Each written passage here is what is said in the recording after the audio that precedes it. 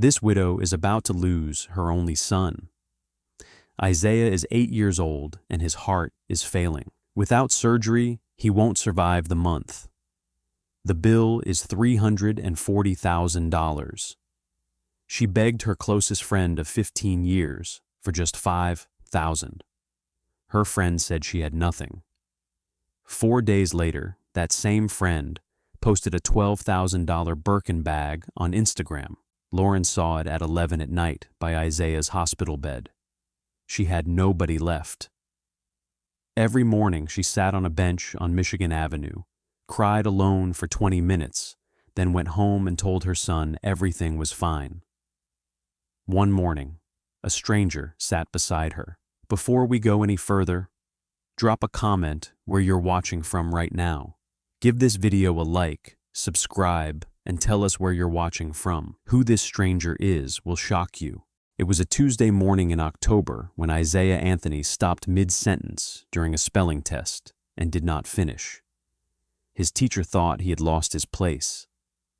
She waited. Then she looked up and saw him slumped sideways in his chair, eyes half open, lips the wrong color. She was across the room before she had time to think. The ambulance reached Rush University Medical Center in 11 minutes. Lauren ran the last half block after her cab got stuck behind a delivery truck. She pushed through the emergency doors, still in her pharmacy uniform, name badge swinging, and said her son's name to the first person who made eye contact with her. They made her wait 4 hours. The cardiologist sat across from her in a small consultation room with a box of tissues on the table that Lauren did not touch. He explained the diagnosis carefully: hypertrophic obstructive cardiomyopathy. The heart muscle had been thickening for years, quietly, without announcing itself, until it was blocking the flow of blood out of the left ventricle. Isaiah's collapse had not been a fluke. It had been the condition running out of room to hide. The good news was that it was operable, a procedure called a septal myectomy, strong success rate when performed within the right window. Lauren asked how long the window was. 60 days, the doctor said, conservatively. Then she asked what the surgery cost. He told her. Then he handed her a card for the hospital's patient financial services team and left the room with the quiet efficiency of a man who had delivered this kind of news more times than he would like to count. Lauren sat alone in that room for a long time, the tissues untouched. She was not crying yet. She was doing the mathematics. The number the doctor had said against everything she knew about her bank account, her insurance, her savings, her entire world, $340,000. She stood up, smoothed her uniform, walked back down the corridor, sat beside Isaiah's bed, and took his hand in both of hers. "Everything is going to be fine," she told him. Isaiah looked at her with the eyes of a child who loves his mother too much to say he does not believe her. He was 8 years old. He squeezed her hand and asked if she had eaten anything today. She told him she was fine. The insurance letter arrived 9 days after Isaiah's diagnosis. Lauren's neighbor, Constance, a paralegal, read it once and set it down. "They're using a pre-existing condition clause from your 2021 renewal. It's contestable, but that fight takes 8 months minimum." Isaiah had 60 days. Lauren called the appeals line anyway. 47 minutes on hold. A representative read from a script. The denial stood. She called her brother Marcus in Detroit. Good job, new truck, owned his home. He promised $8,000 by Friday. Friday came. $500 arrived. After that, his phone went to voicemail. She left 4 messages over 2 weeks. He has not called back. Chase Bank declined her loan application in 72 hours. Insufficient income-to-debt ratio. A private medical lender approved $60,000 at 34% interest. She signed it because she had no choice. It brought her total to $96,400. She needed $340,000. She called Deja Simmons on a Wednesday evening, 15 years of friendship, Isaiah's godmother. Lauren did not ask for the full amount. She asked for $5,000. Deja exhaled slowly and said things were really tight right now. She just did not have it. Lauren said she understood. She genuinely meant it. 4 days later, Deja posted on Instagram, a Birkin bag, orange with gold hardware. Treat yourself, you deserve it. Lauren checked the retail price, $12,400. She saw the post at 11:17 p.m., sitting beside Isaiah's hospital bed on a monitoring night. She put her phone face down on her knee and did not pick it up again. She sat in the blue light of the machines, keeping her son alive, and breathed slowly until morning came. 2 charitable foundations sent form rejection letters. A third put her on a waiting list, 4 to 6 months estimated response. A GoFundMe raised $4,200 from strangers and one former colleague she had not spoken to in 3 years. She was grateful for every single dollar. The 60-day window had become 40. Isaiah was home but restricted. No running, no gym class, no anything that raised his heart rate. He asked Lauren almost every day when he could play basketball again. She told him soon.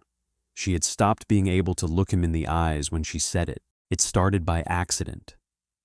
3 days after the Deja post, Lauren was walking to her morning pharmacy shift when something inside her simply would not go forward. Not tiredness, not grief exactly. Something more like the complete absence of whatever had been holding her upright for the past 6 weeks. She stopped on the pavement on Michigan Avenue, looked at the entrance to the pharmacy 2 blocks ahead, and understood that she could not walk through those doors and say good morning and count pills and smile at strangers for 8 hours. Not today. Not that morning. She sat down on the nearest bench. It happened to be outside a tower she had walked past 100 times without registering. Jackman Tower, all glass and steel, and the particular arrogance of a building that knows it is the most expensive thing on the street. She gave herself 20 minutes. Then she went to work. The next morning she came back, and the morning after that. It became the one place in Chicago where nobody needed anything from her. No hospital updates, no insurance callbacks, no Isaiah keeping his fear carefully hidden because he could see she was barely holding on and did not want to make it worse. No Marcus voicemail, no Deja, nothing. Just 20 minutes of being completely and privately undone before she walked back into her life and became his mother again. She never spoke to anyone on that bench, never made eye contact with the people passing. She sat with her hands folded in her lap and let herself feel everything she spent the other 23 hours and 40 minutes of every day refusing to feel. The man who owned the building passed her every morning at exactly 7:35. She did not know that. She barely registered him. He was just another suit on a street full of suits, moving with the unslowable momentum of someone who had somewhere important to be. What she did not know was that he had noticed her from the first week, that every morning he told himself the same thing as he walked through his lobby doors. Not my business, not my business, not my business. He had been telling himself that for 3 months. He was getting worse at believing it. If you're yet to give this video a like and subscribe kindly, go ahead and that now. Thank you. Let's continue. Alex Jackman was 57 years old and had not been late to the office in 11 years. white Caucasian, lean in the way that men who never stop moving tend to be. Short, gray-streaked hair, authoritative face, the kind of presence that cleared a room before he spoke. He owned Jackman Tower and 13 other commercial properties across Chicago, Atlanta, and Miami. Net worth estimated at $2.3 billion. Built every dollar himself, starting with a single building in Wicker Park, bought at 29 with borrowed money, and renovated with his own hands on weekends. His morning routine had not changed in a decade. 7:35 arrival, black coffee, overnight reports, first meeting at 8:15. His assistant Renata described him to new staff the same way every time: fair, precise, and completely unreachable. He had noticed Lauren on the bench in the first week. Something about the way she sat, hands folded, head bowed, not looking at her phone, not watching the street, just absorbing something the city around her could not see. He told himself on that first morning it was not his business. He told himself the same thing every morning after that. He was very good at not making things his business. What nobody in his professional life knew was that 22 years ago, Alex Jackman had a daughter named Mia, 6 years old, a heart condition her doctors had been monitoring for 2 years. Then one Tuesday in March, she deteriorated faster than anyone predicted. The surgical team submitted an emergency authorization to the insurance provider. The insurance provider took 11 days to respond. Mia died on day 8. Alex bought his first building 4 months later, then another. He never stopped. He never spoke about Mia to anyone at work. He kept a photograph of her in his desk drawer, face down, that he had not looked at in 6 years. On the 90th morning, he walked through his building's front doors and his feet stopped. He cannot explain it. He still cannot. He just stopped. Lauren had come to the bench that morning with a letter in her coat pocket. The surgical team at Rush had written formally to advise that Isaiah's condition had progressed more rapidly than the initial projections. The remaining window for surgery was now estimated at 14 to 21 days. After that, operating carried risks that could not be predicted with confidence. She had read the letter 4 times at the kitchen table before Isaiah woke up. Then she had folded it, put it in her pocket, and made him oatmeal with the brown sugar he liked, and told him to have a good day at school. She had $96,400. She needed $340,000. Every avenue was closed. She had decided on the walk over that this was the last morning she was coming to this bench. Not because things were getting better. Because she needed to stop spending 20 minutes falling apart and start figuring out what she was going to say to her son. She was sitting with her hands in her lap and her eyes on the pavement when the footsteps stopped.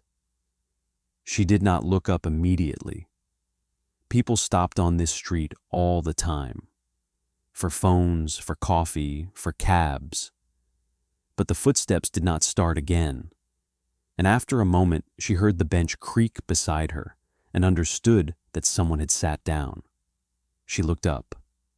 A white Caucasian man in his late 50s, gray-streaked hair, dark suit, the kind of composed, unhurried face that belonged to someone who had not been surprised by anything in a very long time.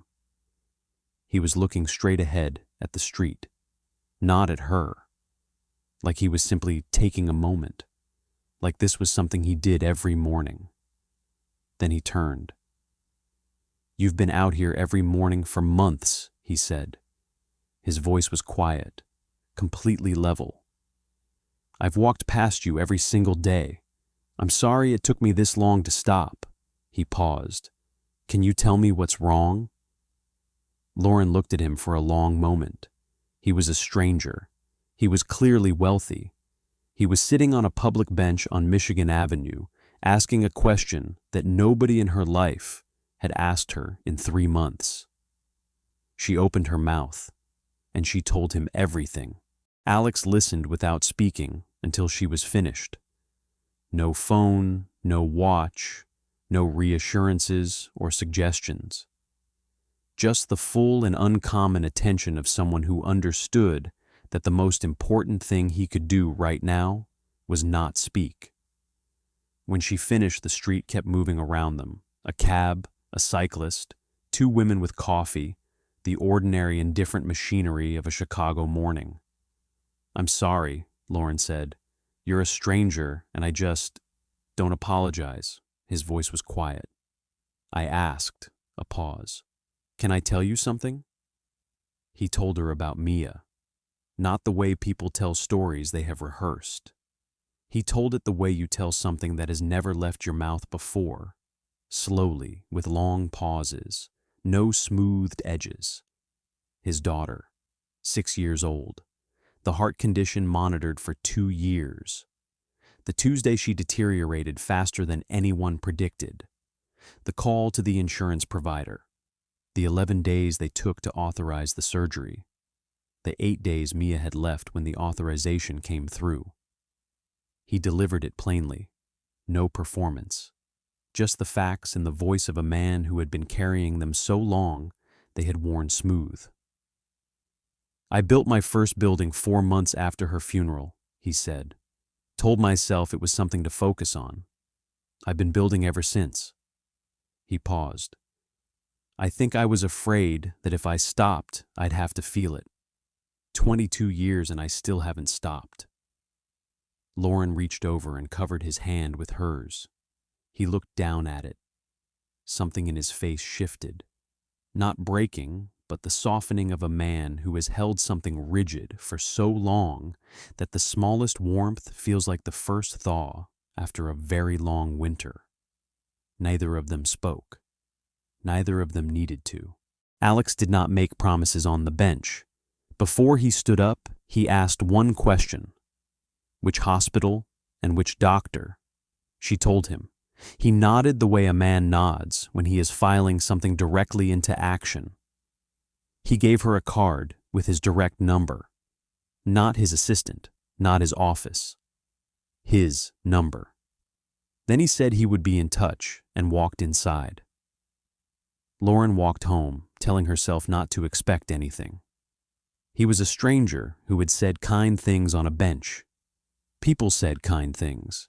It meant nothing until it meant something. 48 hours later, her phone rang. Dr. Patricia Osei, head of cardiothoracic surgery at Rush. Professional, unhurried. Isaiah's case had been reviewed. Surgery scheduled for Thursday of the following week. The full cost, surgery, post-operative care, 30-day monitoring, covered entirely by a private foundation. Lauren asked which foundation. Dr. Osei read a name from the file that meant nothing to her. She called Alex's number immediately. Renata answered. Lauren asked what had happened. Renata said only, "Mr. Jackman asked me to let you know that Thursday is confirmed and that someone will be there." Lauren set the phone down on the kitchen table and sat very still. Then she did something she had not done in 3 months. Not the quiet unraveling on the bench. Not the controlled breathing in hospital corridors. She put her face in her hands at her own kitchen table and sobbed from somewhere deep and sealed that had been locked shut since October. Isaiah appeared in the doorway in his socks. "Mom, are you okay?" She lifted her head, face completely undone.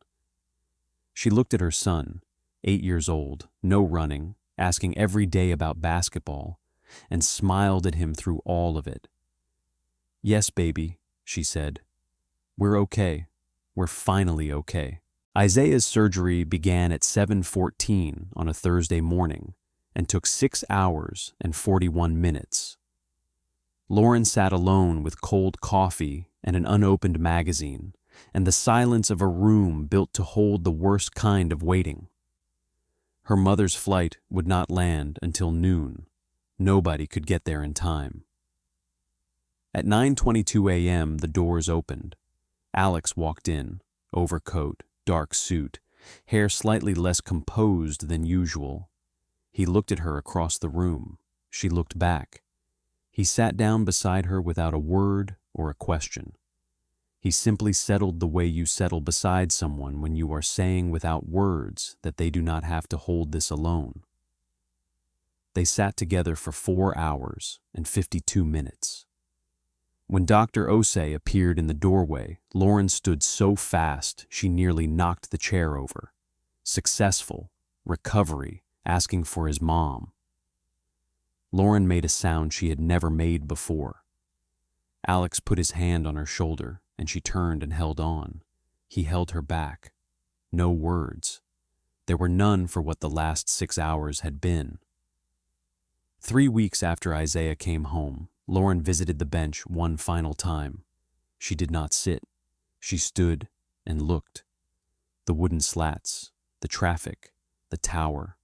3 months of 20-minute mornings. She thought about the 89 days Alex walked past and felt no anger. He needed those 89 days as much as she needed the 90th. She turned and walked home and never went back. 6 months later, Isaiah stood at his school science fair and explained a model of the human heart to 3 judges. Built from a kit, painted carefully, a crack down the center filled in with gold. "The gold is the repaired part," he said. "My mom says broken things that get fixed are stronger at the break." Alex sat in the 3rd row, phone in his pocket, eyes on Isaiah the entire time. Afterward, the boy pressed a folded drawing into his hand. A heart, a crack, gold lines filling it, 8-year-old handwriting at the bottom. "Thank you for saving my life." It hangs above his desk. Everyone who sees it asks about it. He tells them a boy he knows made it. He never needs to say more than that.